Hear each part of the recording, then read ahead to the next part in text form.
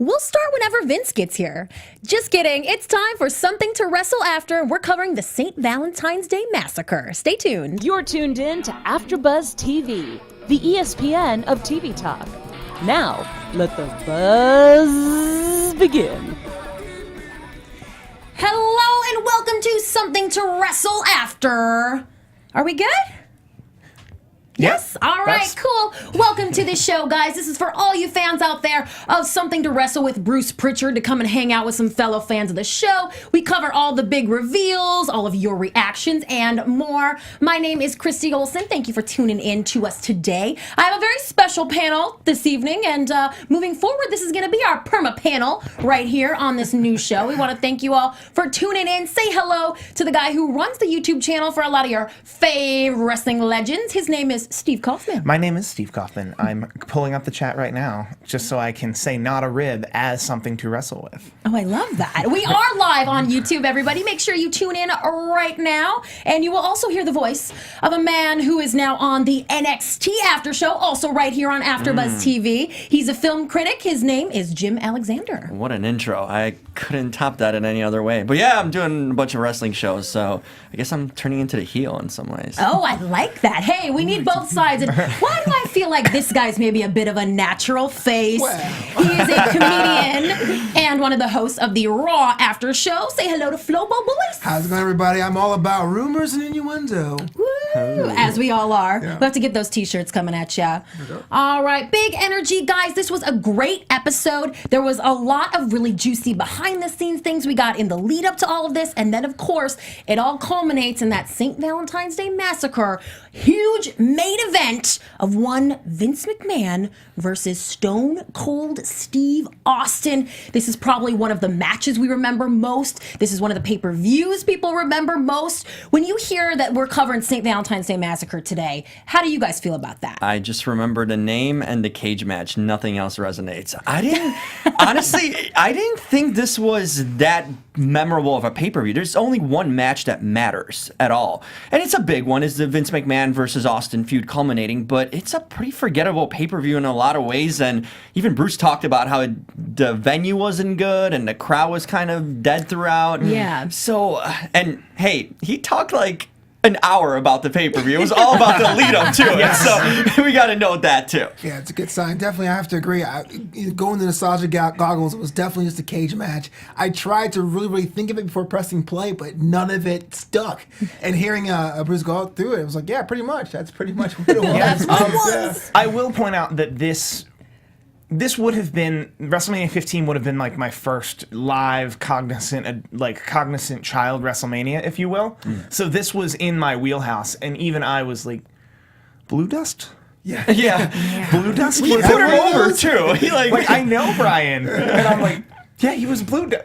He was the Raw boy. Yeah, he was the Blue Raw Dust. Boys, right. Because then later Gold Dust was Mommy, and then it was a whole thing, and I was like, I only remembered that he was there and that he looked like... I only remember that he was there and then he wasn't there and then he turned up in ECW like 150 pounds later. Yeah. That's all I remember about... Yeah. This one brought up a lot of memories, and we want to remind you guys all to make sure you subscribe to AfterBuzz TV Wrestling and Sports. Give us a little thumbs up. We are on Apple Podcasts as well. Leave us a little comment and maybe a 5-star rating. We will definitely shout you out on the show. We love to do that. And on that note, I think Flobo has a little message for all of our devoted fans out there who we love so much. Of course, it's 388, what you were saying. Hey, guys, before we move on to our next topic, we just want to say thank you for making us the ESPN of TV talk. And for us to continue to grow, we can use your help. See, if you're on YouTube right now, hit that thumbs up button and subscribe. And if you're on iTunes, please give us a 5-star rating.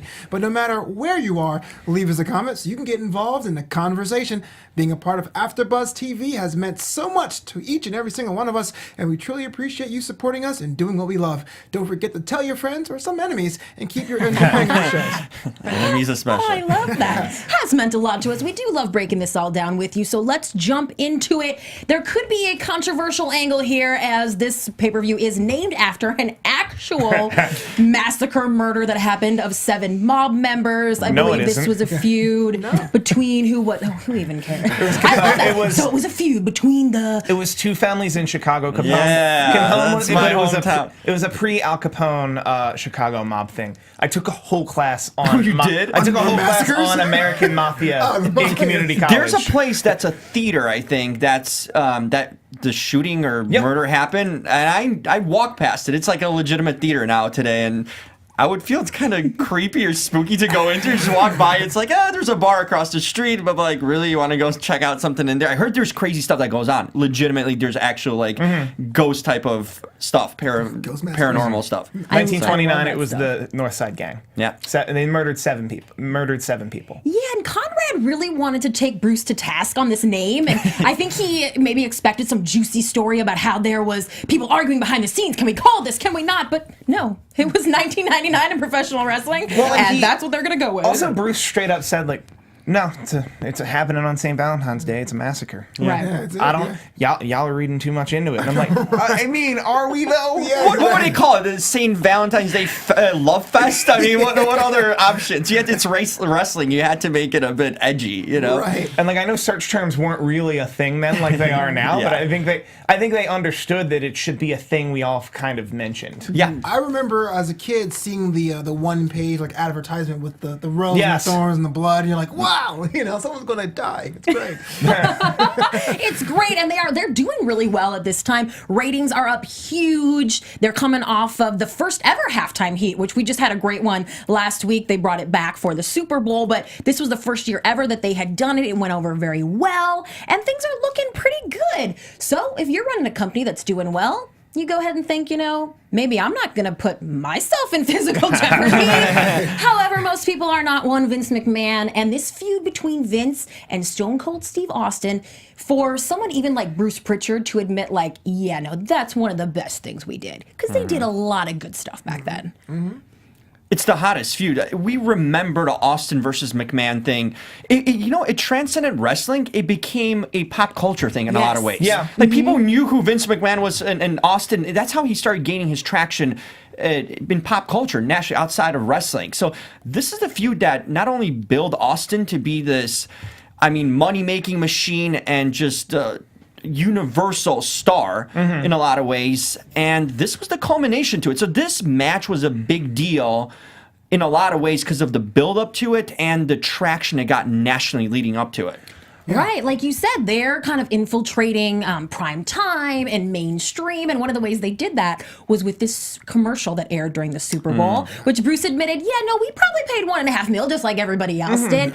I so vividly remember those commercials. Yeah. They kind of spoofed them a little when they did the brand split a few years ago, sort of brought it back, but like, that was pivotal. I think by today's standards, those commercials are a little much. And it's edgy, but it was Attitude Era like. It fit what they were doing. I'm not a huge fan of commercials to begin with. Like, I don't but in the sense that I don't quite understand how you could explain the WWF at that time as a brand in a 30-second spot that is also entertaining. I think they got the entertaining part. I don't know how entertaining it was to people who were outside the sphere, that's an interesting point. Which, if you're paying $1.5 million to advertise on the Super Bowl, that's who you're trying to reach. So, like, I'm not the best person to talk to, but I know as someone who was already in the bubble and saw that commercial, I was like, that was cool. Yeah. But I don't think my grandma knows anything more about what the WWF is now. Sure, teenage me loved it at the time, but if it's a telling sign when the last 2 words are someone looking at the camera going, "Get it?" It's kind of weird, but.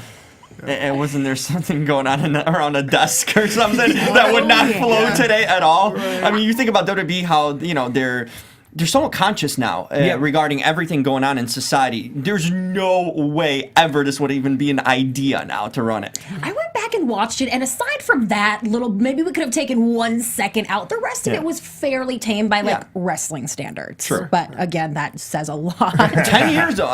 It's 20 years. Well, 20 years, but the change and difference is monumental when you look back now. It almost feels like a different century or era in so many ways. It was different also in a way that UFC MMA wasn't that big at this time. I think we were just talking about this on After 83 Weeks. Yes. I tend to get these a little mixed sometimes because we're talking about some some of the same things, but it wasn't such a big deal back then. But there are some of these shoot fighters that WWF considered bringing in. Dan Severn, of course, was already there. We got kind of the story behind what happened with him. Bruce said, you know what, we tried. But there were some other guys that were on the radar too. Mark Curran, Don Fry, which they were interested in. Tank Abbott, apparently a lot of interest, but he just couldn't quite cut it. Was this anything that was like interesting to you guys? Did you wonder, hey, whatever happened to that guy? I thought he was coming to WWE. This is something we all look back on with like the history of MMA, and like I look at it, I frame it under the guise of why Brock Lesnar in 2001 didn't go to the UFC, and the answer was there was not any money there. He wanted to be paid like a top drawing professional athlete, like he was. And if that meant he had to tough it out in the NFL and do the impossible and make that story, he would. But the WWE came to him and was like, hey, you can make the millions a year you're worth with us. And I think that WWE always looked at it that way. And UFC as a thing you could be a multi-millionaire for has really only been a thing for the last, 8 years. And I think it's very, very telling that this was, I think, before the pre-Zuffa days, right? So it was the Ultimate Fighting Championship, and it was basically a giant barroom fight. So these guys were legitimate fighters, but the fighting was not nearly as sanctioned as it was before. And it's telling that out of that era, I only remember Tank Abbott from his work in WCW 3-count, and the Heart Punch and all that. So. Yeah, and I think the thing that brought in is Ken Shamrock. He was the one that kind of broke out. He's the one that broke out from MMA to a legitimate WWE superstar. So of course they're going to want to try to recreate that. Yeah, and it just no one could cut it. That's what it was. In some way, either they couldn't cut promos, or they were still thinking it's a shoot, and going too hard in the ring in that sense. So it just wasn't a fit. And sometimes in that time, the understanding, I'm sure, was totally different. It's tough to kind of however they call it, teach a new dog a trick or whatever that saying is, but it applies to this because these guys just weren't getting it, the full sense of what WWE was. Let's take a second, too, to talk about this idea that someone like a Dan Severn is told that they're going to be jobbed out for the rest of their contract. Like, okay, you're leaving. No, we don't mind. We can all agree that you're leaving on good terms, but, you're going to get what we call jobbed out in this business.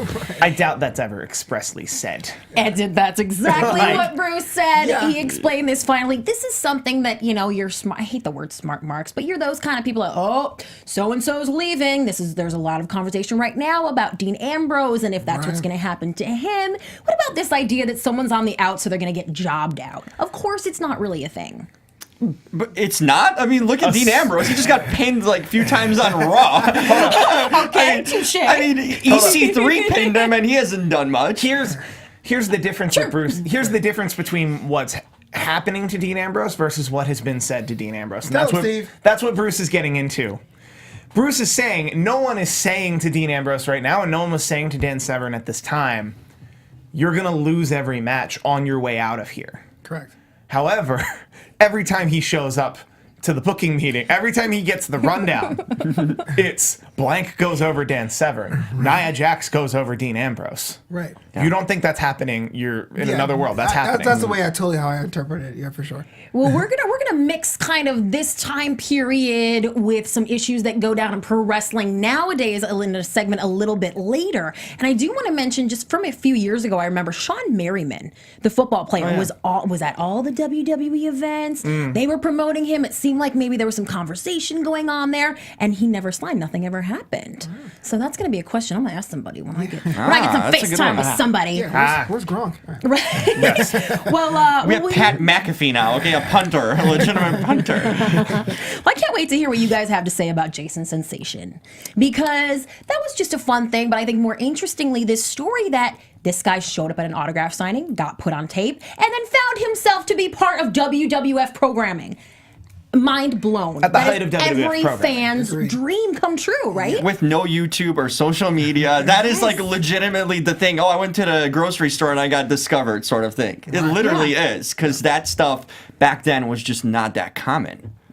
Yeah, most people look back with the Attitude Era with fondness. They don't quite. I mean, Jay is a good character, but it's not something that people think of top of mind. But the idea of being so head first into that thing because you have the talent was just amazing. Yeah. the me that works real hard to like get noticed all and find my audience all on my own wants everyone else who I'm competing with to hear stories like this. And I'm like, yeah, man. All you got to do is show up. Just show up. Do nothing and hope they find you at a signing. Yes. Yes. See, you are here. And get struck by lightning in the meantime, you know. Well, it is, of course, a little different for the women at this period of time. Let's talk about what went down between Sable and China on TSN. I love this stuff. This is just exactly the kind of juicy, fun little, pre-Total Divas-esque stuff that we didn't know that was going on back in the day, unless you tuned into this, of course. They go at it at each other. Yeah. Have a little catfight on the air about drugs and about plastic surgery. Sable and China, Bruce said they were both wrong, but the guy sided with China on this one. Sable, of course, was going to be bringing in a lot of money with her Playboy deal. I mean, this is like the closest thing we're going to get to social media and all that, and seeing kind of behind the scenes things and knowing what was really going on with these women at this time. They were really not caring for each other much. Yeah, it looked like it started off benign, but it went off the rails really quickly. Yeah. And one of the things, Sable was bringing money, so there was kind of that protection, at least in her mind. But, China did a lot of things, a lot of thankless things. I mean, she was able to act as the enforcer and work with the guys, and she had her own contribution. So I think that there's a line of playfulness that was definitely like way crossed by Sable by saying, look, I'm this and you are that. Yeah. I've always pointed to people like Sable as proof that the WWE does not handpick their stars. Because I'm like, they wouldn't have handpicked her. Now, Why so? well, and I'm not saying her, or I am saying her personally, at least from what we've gathered, or her professionally for sure. She wasn't able to sustain her popularity long enough for them to see a sizable return on investment in her. Interesting. That I think more often than not you see flashes in the pan like that, and I'm not going to hate on her personally to see how she wound up in. But how she her career sustained wound up. it. Like, in a sense, she Not did really. multiple Playboys. Like, But she that was no, but she cashed. That's her cashing in. That's not her sustaining it. True, but they promoted Sustaining- her for it too. But sustaining it would work 300. Would be her working 300 house shows, becoming a better wrestler. Oh, yeah. actually being able to pay off who she is, like to pay off who she is as a televised personality in the ring with other people who can work, who can then make those people and women's wrestling bigger, better, and better. Counterexample? It wasn't relevant back then. If you want, but it would have been. It could have been. If It could have been. If she were the person that they could handpick, because I think if they could handpick somebody, it would be China, but looked like Sable. Well, you know what she was to me? She was that Attitude Era version of Sunny, a little bit edgier. Yeah, but Sunny was another one that if they were to handpick one, it wouldn't be Sunny. It would be, it would be, and I'm saying, like professionally, personally, the whole package. It wouldn't be that. They would want somebody who's. She was so over. Sunny in her time, I know, but incredibly like over. you can't control who gets over, who doesn't. Totally. So much as they'd like to tell you that's where China is coming from. Which China represents the boys, the business, the understanding, like totally. everything. When they get into a spat on TV. And China was probably the first person to apologize to everyone about going too far in that interview. Yeah. Whereas Sable was like, I don't know why everyone's picking on me. I'm bringing all the money. I'm the best. I'm the this. I'm the that. The business is garbage. It's all me, me, Very me. astute. Yeah, I agree. For sure. And let's just not forget either that this whole idea of like the models versus the women wrestlers, and that those are two different things, really lasted until just a few years ago. Yeah. So that's nothing new. Something that was new to me, though, that I heard about on this episode, The Rock being on that 70s show. Yes. Oh, I actually saw that episode as a kid. I did. Well, that's what I was thinking, couldn't that wait to that watch it. show is on all the time. It is rerunning constantly. I swear, any 24 hours a day, you can click on some channel and find that show, but I have never seen that episode be Really? re-aired. Do you think it's something to do with The Rock, something to do with WWF? Is there a licensing thing, a contract thing? I mean, it's They'd have to pay somebody something. I mean, there's got to be a reason why you have this piece of footage of The Rock's one of his first, or arguably, according to Conrad, his first acting gig. bit, yeah. Like, you'd think that episode would be on every other episode. The Rock doesn't want it to be found, probably. Maybe it's hidden. All the other things. He's a major, major superstar now. So having that is like your first gig. You know, in a lot of ways, people don't want that to be revisited. So maybe you just completely buried it? Yeah, I think could have been buried. James Caan in the chat is saying, I remember that episode and I've seen it recently. You I don't have? know. I don't Okay. know if James Caan has sought it out or not. I'm stalling so I can pull up The Rock's IMDb because the IMDb, if done correctly, can tell you all the television listings you can see someone on upcoming. So if I can stall correctly, I can see that and see if his episode of Yeah, I remember when the episode was new and they advertised it for about a week or so, and I stayed up late to watch it. And the scene was like literally like a minute and a half. It was really quick. It's short. You can watch it on YouTube. Yeah, you can. I mean, I haven't watched it again recently, but I mean, I remember seeing this afro and him being Rocky Johnson, going like, "Oh, I get it," like the joke he said. I was like, About his dad at the end. You know? Yeah, And I thought it was cool because The Rock was for a lot of people like myself growing up. It was teased for being heavy or teased for being different. He was one of the few brown heroes on television, so to see him like outside the ring doing something funny was like he could do it all. You know what I mean? Him and his new pecs, that. right? Him and his new pecs. Who would have thought that would be such a talking point 25 years from then? Yeah. Also, speaking of picking the guy, if WWF at the time had any say, no offense to Ken Shamrock, it wouldn't have been Ken Shamrock. It was very clear that 70s show saw Ken Shamrock's face and was like, no, that's the guy. That is a 70s wrestler. That's a 70s. Give him an afro and a mustache. That's a 70s wrestler. I don't care where he is on your card. True. He's made but no hearts.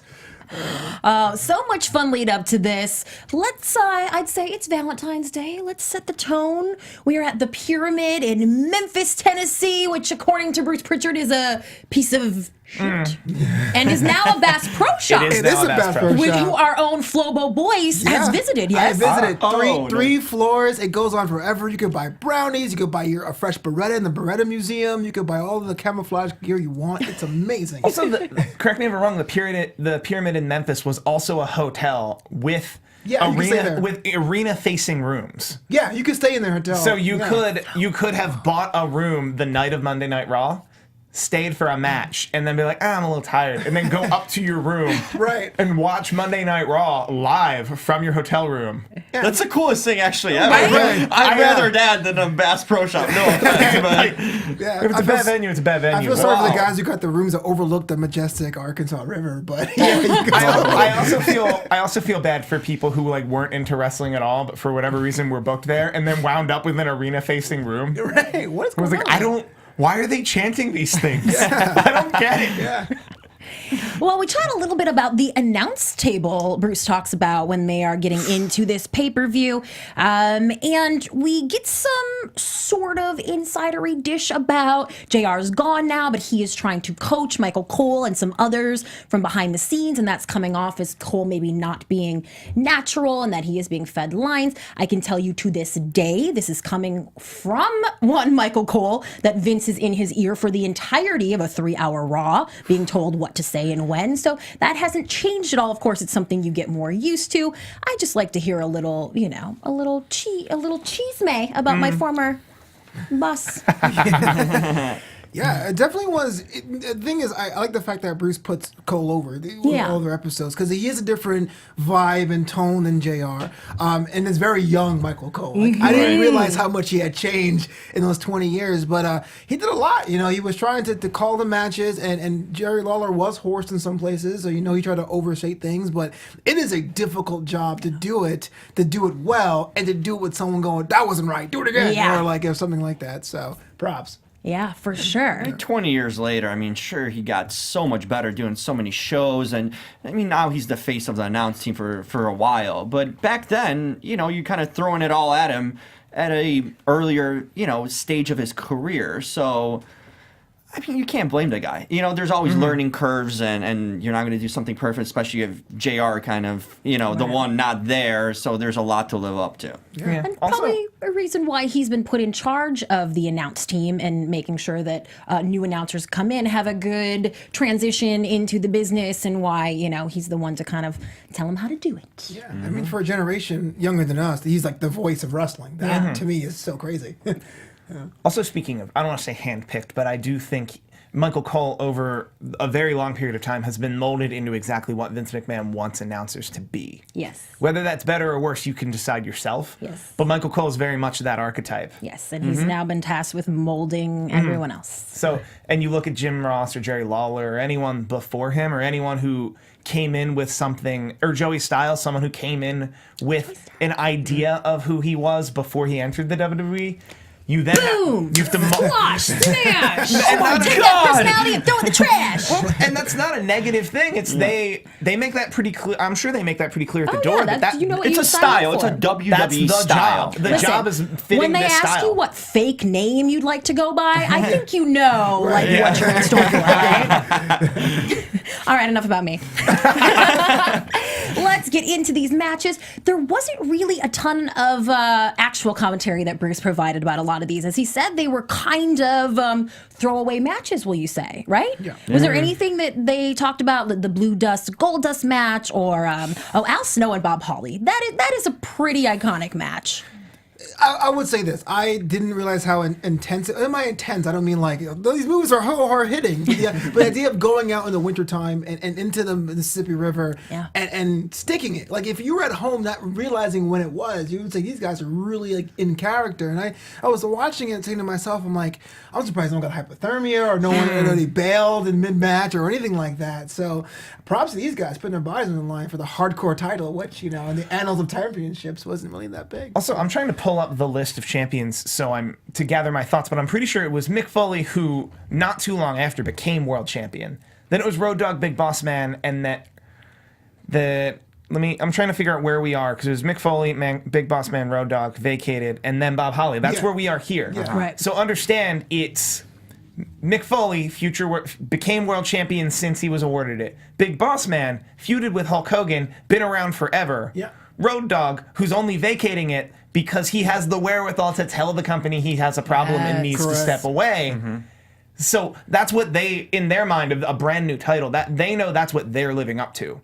And I also think the Mississippi River is a pretty good precursor to what the hardcore title became, which is serious and ridiculous all at the same time. Yeah. Oh yeah, remember you can Crash really- Holly later on? Like it was like 14 title changes or whatever it was, and like they were just pinning each other in the hotel rooms and like on the street. It was craziness. But it can still be. It's a serious thing that people wanted for whatever reason. I think that was the one thing about the hardcore title during the 24/7 run, where it's like, why would you want that? yeah, Yeah. attacked at the airport. That's a wrestling thing. That Right. the purse. Yeah. And I'm like, we don't get into any of that. That should be an episode. I remember when they were doing the 24/7 rule at a indoor amusement park. That was my hometown. That was in Okay. Brooklyn, and it like he's going out 2 floors slide on the side. It was nuts, but yeah, it was great. That sounds like fun. I like that one. Of course, the Boss Man, as you mentioned, and then we went on to D'Lo and Mark Henry versus Jeff Jarrett Huge and D'Lo Owen fan. Hart. Huge. Oh, Yeah. love D'Lo. D'Lo was like I tuned in for The Rock, but I stayed for D'Lo for a guy that big to do that much. And it was a tragedy in this particular match. It was mentioned on the show that the match itself was not good, Yeah. but it wasn't for a lack of trying. It was almost like a chemistry mismatch there. But I always loved D'Lo. Like he was a workhorse in the European division and international division. Frog Splash, you know, Yeah, remember D'Lo, that. Yeah. I was pretty new to wrestling at this time, so I was unaware that the Jeff Jarrett, Owen Hart, Deborah pairing was what I wasn't supposed to like. Yeah. Oh. But like, I think it ultimately worked as sizzle and steak, whereas Deborah was very clearly sizzle. But the two really good workers that are Jeff Jarrett and Owen Hart were very clearly the steak. Right. And like, I think she got involved with the actual bell to bell a little too, looking back, but at the time I was 13, 12. Like wrestling was what it was at that point. So looking back, I find it very interesting that I'm like, oh man, they did this today. You'd be one of the first people on Twitter talking about how it's terrible. Right. But back then, you really enjoyed this. That's attitude in a nutshell, really. Yeah. Well, Bruce said it was believable until that finish. So, we've got to give him that. D'Lo, also the only guy to ever try to teach me an actual wrestling move. Which move One was of it? my first ever. It was how to get pulled into the ring by your hair. Oh. And needless to say, I could not pull it off, and we went with a different angle. If That was anyone's one of my interested, first announcing if things anyone's ever. interested, I could send you a link of another time Christy was trying to learn to wrestle. Oh, yeah, that's a good one. I was there. That's a Patreon content right there. No, it's out there. It's free. So we got Ken Shamrock and Val Venus. And then, of course, this Chyna and Caan versus D-Generation X, which had Chyna working as a man, is the way that they described it. Right. In this, that Bruce said he didn't really think it was realistic. The guys maybe sold too much for her and that she needed some kind of equalizer, that this didn't really make sense to him. China at the time was being billed as someone that could hang with the guys, Yeah. literally on screen and in the ring. And she did in so many ways. She was that powerful force in a lot of ways that no other diva or women in the wrestling division could even get to that point. She was legitimate in so many ways. So for that match, it kind of made sense storyline wise and what they were building her to be. I get Bruce's point of view. Listening to it, I was like, he's kind of hard on it. But then I get to see his point of view when he started describing why, being raised, like men and women don't fight against each other. You don't put hands on a woman. And I understand in today's society, too, how it would be a very touchy subject. Yes. But at the time, with the Attitude Era, China was one of the boys in so many ways, with Hunter, with DX. So in that sense, it made sense to have that match. That's so true. I was a bit torn, like you were, Jim. I was listening to the podcast first, and I said, that's kind of an old school way of looking at things. But then I watched the match over the weekend, and I go, well, I understand why they're doing it, but I really felt that Triple H kind of sold a little bit too much. It felt like a little bit like she was 245 pounds and not, 200 or how she was billed. Yeah. So to me, I was like, I don't know. That's how I felt about that. I don't know. This whole thing's always going to be touchy. Yeah. Of because it's happening. It's going to happen with Nia Jax heading all the way into WrestleMania. But Mark Nia, my words. But Nia is actually a super heavyweight, which I'm willing to accept. But I felt like China, even though she was strong, she was looked like she was punching above her weight class to me in that match. Well, I do agree she was oversold too in the sense that she looked like a super heavyweight in front of a bunch of heavyweights, whereas they should, and they've done this better than this match, that she was at best an equal heavyweight to the other heavyweight she was in the ring with. Agreed. I think Jeff Jarrett sold for her the correct amount. Yes. They didn't agreed. sell for her right. I think the intention was good, to make her look legitimate and that could hang with them, but they went over the top in it. And I think that's what made it kind of gimmicky. But I thought the idea maybe was better than the execution of it. Okay, yeah.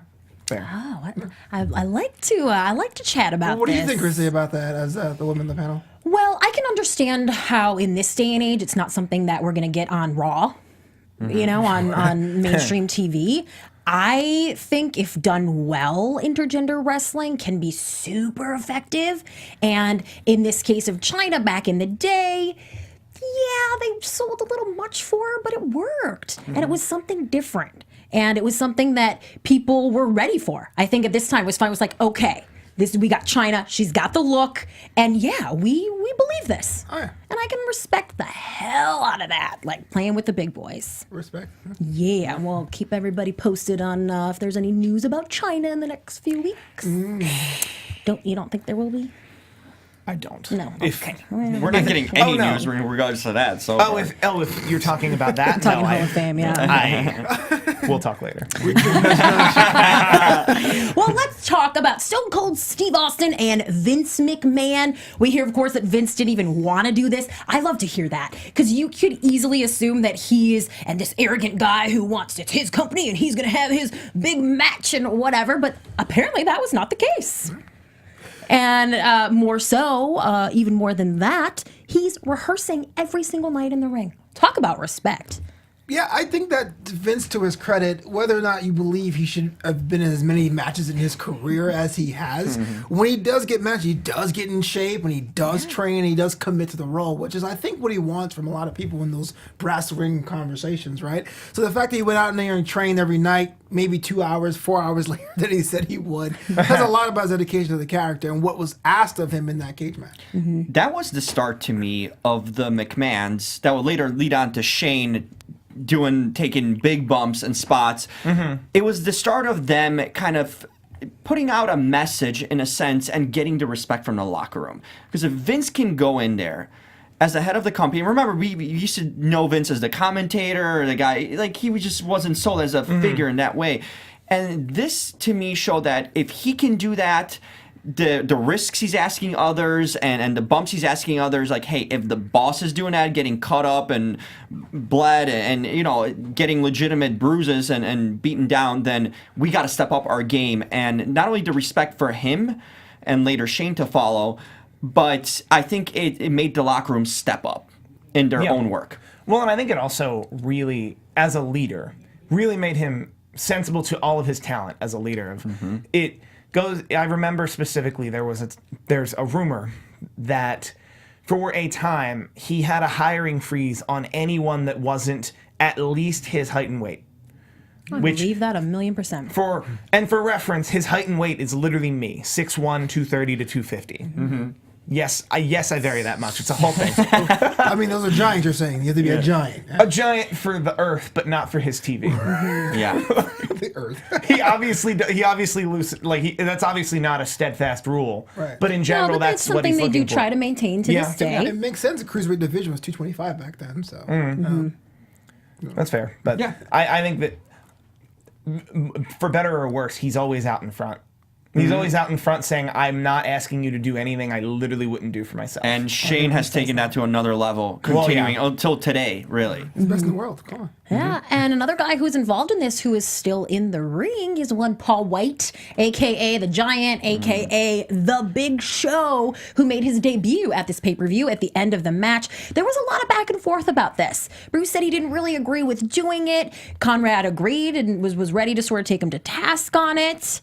And we learned that he was hiding under the ring the entire night. From before the fans come in to main event bell, he is under the ring with a Gatorade, a box lunch, a TV, and a mattress. These are those stories you hear that you think must not be true. Right. Oh, this is true. Oh, one thing, Chrissy, that keeps on coming up now, 2 weeks. What's with the shitting problem in the WWE? Yes. The ring with Sid, and now apparently there's a room with Big Show. What is going on? It's like people are putting laxatives in there and stuff. And like, I mean, what is this issue? That is a classic ring. High protein, high fiber diets. That's number one. Very long shows. They're just very, very long shows. Physical, strenuous activity for people who already do strenuous activity. It's not like if Big Show has a 6-minute match. On a Sunday, he doesn't do an hour of cardio that morning. Right. We need Febreze all over the ring. That is like legitimate now after hearing it. They Febreze the canvas before they load it into them and air it out just in general. Oh, barely. I like the way our pitcher was like, well, he got a box lunch. I mean, what could we do? You know, he's out there for 5 hours. And I thought he was ribbing him the entire time. Like, I thought he was saying, no, actually, he came in during a dark light. But no, a long time just... I'm thinking about your muscles, right? Are you trying to be compact and you're worried about like, straining something? But luckily, Big Show or Paul White had the youth on his side because I'm guarantee you can do that now. No way. I think this probably happened specifically because of Paul's size. But as someone who's been to many a live show, someone could walk down, not down the ramp, but the side of the ramp or through the crowd, and then slowly but surely be snuck under the ring without anyone noticing. They did it with Hornswoggle for years. Yeah.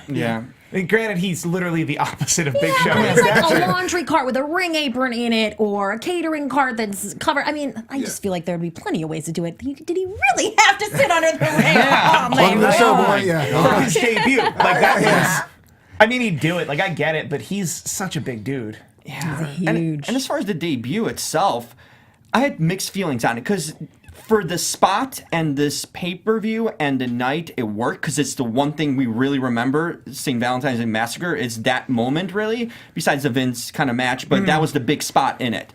But also in terms of storyline long-term, it was a short-term payout because long-term, I agree, it would have been much better to debut him after WrestleMania. We always were used to these night after WrestleMania, the Raws, like a big debut, a big this day, happening. yeah. To this day, it still happens. So it could have been a better storyline going forward. But for what it was, and I think the big part of this, why we're talking about this pay-per-view in general, is that spot mattered. Yes.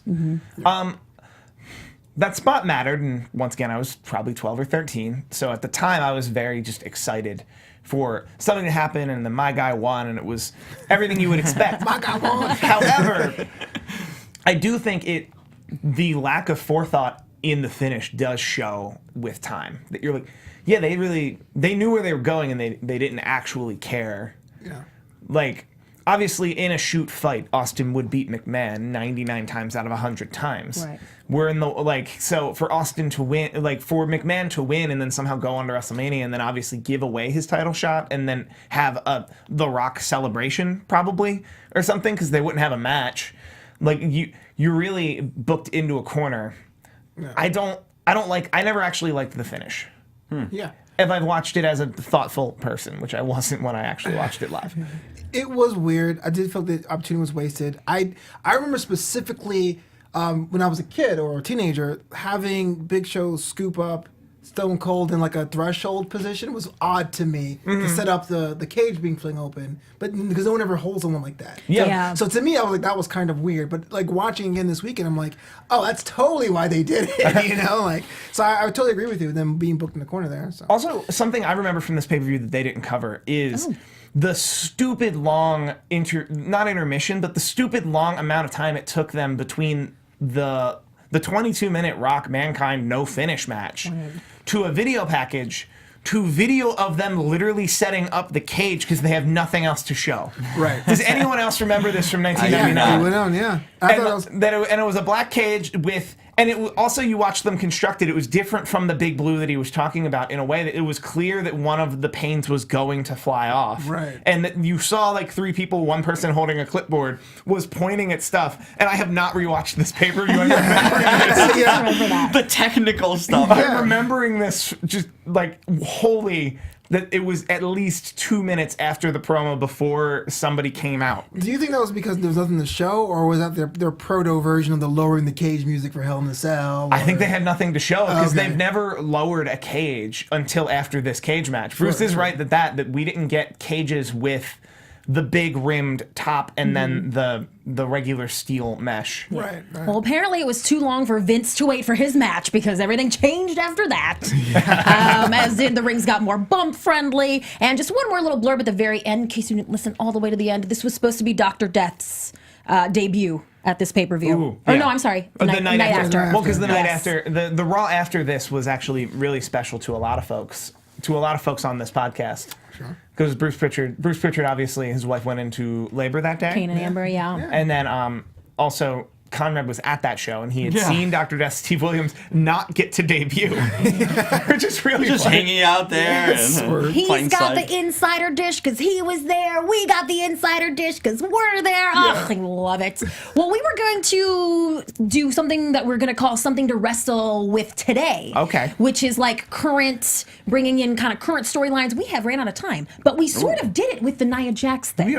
So we just let it happen. We let it happen a little late, a little before. Yeah. So if you guys want to talk about Bruce Pritchard and everything that went down back in the day or anything current topics, where can everybody reach out to you guys at? Jim Alexander? You can reach out to me at the Jim Alexander on all social media, and I'm on the NXT after show and the Raw after show, this show, Roswell. I'm just like all over the web, I guess. Put yourself over, brother. shows. Flobo Boys at Flobo Boys on Twitter, at Flobito on Instagram, Flobito.com, and I'm here on the Raw After Show with this guy every Monday night. Yeah. And I'm Steve Kaufman. You can find me on Twitter almost exclusively at Steve Kaufman. That is KAUFMANN. I'm involved in quite a few wrestler YouTube pages. I tweet about them fairly regularly. And yeah. Yeah, you guys can always hit me up at Christy Reports. I love it when you do. And of course, next week we will be covering No Way Out 2004. That's going to be a good one. And you guys can vote in the polls for what's going to go down the next week on the show. So make sure you do that. And we also cover 83 Weeks with Eric Bischoff. So make sure you tune in to After 83 Weeks. We always have a Q&A with the man himself. That is on Wednesday nights at 8 p.m. Eastern, live on YouTube. And give us a thumbs up, people. Speak to us all week. Comment. And we love comments, too. And have a good one. See you next time. Tank Everett Our President. founder, Keven Undergaro, and me, Maria Menounos, would like to thank you for tuning in to AfterBuzz TV. Remember, we're not just the first, we're the biggest in the world, and we're the only destination for all your favorite TV shows. Whatever you crave, we've got it. So go to AfterBuzzTV.com and check out our lineup. Buzz you later. The views expressed herein are those of the hosts only and do not necessarily reflect the views of AfterBuzz TV or its owners or principals.